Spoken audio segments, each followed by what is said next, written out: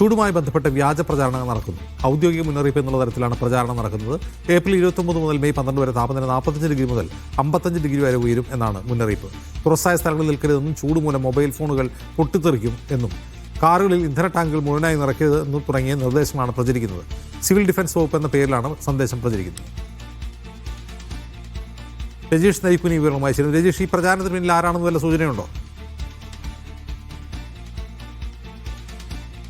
ഈ വാർത്ത തെറ്റാണെന്ന ഒരു അറിയിപ്പാണ് സംസ്ഥാന ദുരന്ത നിവാരണ അതോറിറ്റി അറിയിച്ചിരിക്കുന്നത്. അതായത് ഏപ്രിൽ 29 മുതൽ മെയ് 12 വരെ താപനില 45 ഡിഗ്രി മുതൽ 55 ഡിഗ്രി വരെ ഉയരുമെന്നാണ് ഈ സന്ദേശത്തിൽ പറഞ്ഞത്. ഒപ്പം തന്നെ തുറസായ സ്ഥലങ്ങളിൽ നിൽക്കരുത്, ചൂട് മൂലം മൊബൈൽ ഫോണുകൾ പൊട്ടിത്തെറിക്കാം, കാറുകളിൽ ഇന്ധന ടാങ്കുകൾ മുഴുവനായി നിറയ്ക്കരുത് തുടങ്ങിയ വ്യാജ പ്രചരണങ്ങളായിരുന്നു ഈ വാട്സാപ്പ് സന്ദേശമായി കറങ്ങി വന്നിരുന്നത്. ഇത് ശ്രദ്ധയിൽപ്പെട്ട ഉടനെ തന്നെയാണ് ഇത്തരം വ്യാജ പ്രചരണങ്ങളാണ്, ഇതിൽ വീഴരുതെന്ന നിർദ്ദേശം കേന്ദ്ര കാലാവസ്ഥാ വകുപ്പ് ഇതുമായി ബന്ധപ്പെട്ടും ഒപ്പം തന്നെ സംസ്ഥാന ദുരന്ത നിവാരണ അതോറിറ്റിയും ഈ വാർത്ത തെറ്റാണെന്ന ഒരു അറിയിപ്പ് ഇപ്പോൾ വന്നിരിക്കുന്നത്. സിവിൽ ഡിഫൻസ് വകുപ്പ് എന്ന പേരിലാണ് സന്ദേശം പ്രചരിപ്പിക്കുന്നത്. എന്നാൽ സംസ്ഥാനത്ത് സിവിൽ ഡിഫൻസ് വന്ന ഒരു വകുപ്പില്ല. കേരളത്തിലെ സിവിൽ ഡിഫൻസ് വകുപ്പ് അഗ്നിരക്ഷാ സേനയ്ക്ക് കീഴിൽ പ്രവർത്തിക്കുന്ന ഒരു സന്നദ്ധ സേവന സംഘടന മാത്രമാണ്.